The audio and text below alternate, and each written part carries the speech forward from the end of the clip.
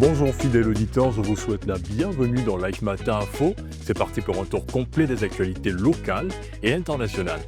C'est une triste nouvelle qui frappe la scène médiatique et artistique ivoirienne.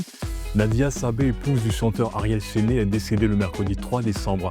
Personnalité populaire, Nadia Sabé s'est fait connaître à travers ses activités de comédienne, d'animatrice télé et chroniqueuse. Sa disparition soudaine laisse un grand vide alors qu'elle était une figure appréciée et respectée pour son engagement et son talent.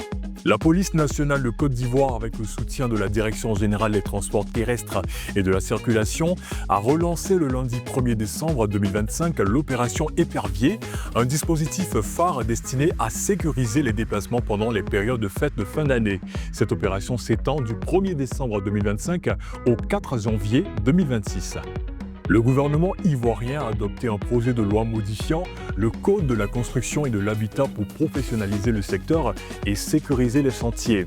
Dorénavant, tout constructeur doit souscrire à une assurance à tout risque chantier et une assurance responsabilité civile décennale, tandis que les propriétaires doivent avoir une assurance responsabilité civile couvrant les dommages causés à des tiers. L'objectif est de mieux protéger les travailleurs, les usagers et garantir la qualité et la durabilité des constructions. En Guinée-Bissau, quelques jours après la prise de pouvoir par les militaires et la suspension de l'ensemble du processus électoral, la Commission nationale électorale a pour la première fois convoqué la presse le mardi 2 décembre. Le lundi 1er décembre, lors de sa visite, une délégation de la CEDEAO, mais aussi l'opposition et la société civile ont appelé à la publication des résultats de la présidentielle. Mais finalement, aucun résultat ne sera publié. Le Salon international du livre d'Abidjan, SILA, qui s'impose désormais comme le grand rendez-vous littéraire de l'Afrique de l'Ouest, annonce la tenue de sa 16e édition du 28 avril au 2 mai 2026, après un succès retentissant de son édition 2025 qui a mobilisé plus de 100 000 visiteurs en présentiel et sur les plateformes digitales.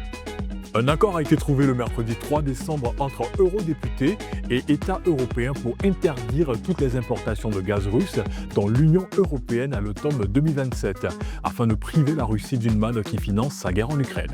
Aux États-Unis, le président Donald Trump a suspendu toutes les demandes d'immigration provenant de 19 pays jugés à haut risque, dont l'Afghanistan, la Birmanie, le Tchad, la République du Congo, la Guinée équatoriale, l'Érythrée, Haïti, l'Iran, la Libye, la Somalie, le Soudan, le Yémen, le Burundi, Cuba, le Laos, la Sierra Leone, le Togo, le Turkménistan et le Venezuela.